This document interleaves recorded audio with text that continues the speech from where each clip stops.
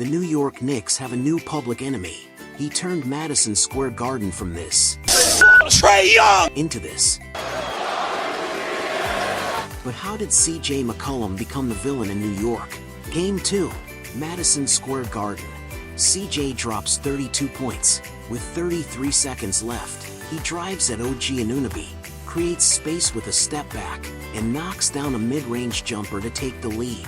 No one cared whether he had ever made an all-star team. No one expected a veteran from a rebuilding team to make this kind of impact.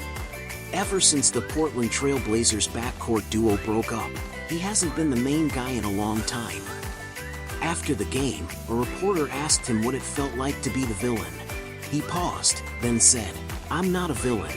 I'm a nice guy with 2 kids and a wife." That answer says everything. It immediately brings to mind his famous essay, Dear Portland, where he described quiet mornings, half awake with his wife, feeding his kids, living a simple life in Portland. He once said in an interview, "Those boos, they actually sound like respect." Game 3. Another step back. Another dagger. A cold-blooded near-game winner against the Knicks. And for a moment, the 34-year-old looked like he turned back the clock.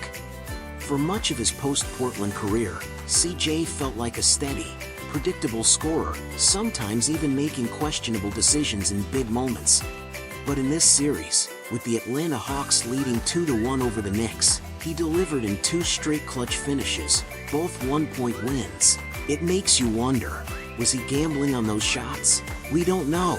But one thing is certain, CJ McCollum has been betting on himself his entire life.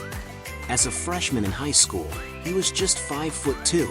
No one believed he could play basketball, but he made the team. By his senior year, he dropped 54 points in a single game, a school record. In over 4 years, he grew from 5 feet 2 inches to 6 feet 3 inches. That transformation was just the beginning. Coming out of high school, no 5-star hype, no blue blood offers. He chose Lehigh University, a school that had never produced an NBA player. That was his first real bet. He bet his youth on something 99% of people thought had no return, making the NBA. He endured isolation. He endured doubt. While others thrived in the spotlight, CJ was alone in empty gyms, watching film, refining every move, building a body that wasn't naturally elite. At Lehigh, he became the program's all-time leading scorer, averaging 21.3 points and 6.3 rebounds. In 2013, he was selected 10th overall by Portland, the first NBA player in school history. For someone like him, just making the league was already a huge return on that bet. But that was only the beginning.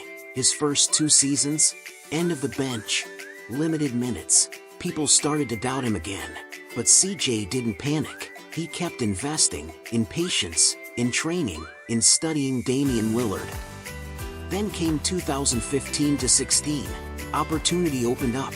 His scoring jumped from 6.8 to 20.8 points per game, 4.3 assists, 42.9% from 3. He won Most Improved Player. Alongside Lillard, he formed one of the most dangerous backcourts in the league, leading Portland to 8 straight playoff appearances. But in a brutal Western Conference, he never made an all-star team. In February 2022, he was traded to the New Orleans Pelicans. In June 2025, to the Washington Wizards. 6 months later, January 2026, to the Hawks. At the trade deadline, most people thought it was just a salary move. No one expected this. Through 3 playoff games, he averaged 27 points, 4 rebounds, 2.7 assists, on 50.8% shooting. He didn't just show up, he became the engine. At this stage of his career, he doesn't need to prove anything. The game speaks for itself. How calm does a man have to be to hear 20,000 people booing him and take it as respect? He talks about young players like Jalen Johnson and Jonathan Kuminga with admiration. He understands his role, clutch shot maker, locker room voice, steady presence.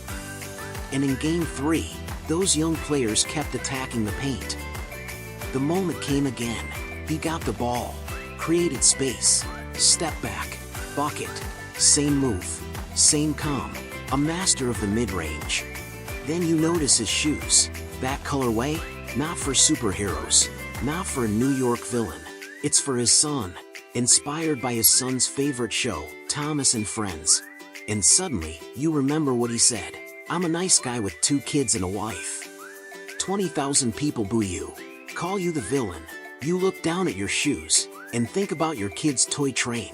On the court, hate is loud and cheap, but a man who carries love with him, who plants his feet, leans back, and trusts the same fundamentals he's practiced for years, that's something different. And after the game, when he sits at the podium holding his child, isn't that the real victory?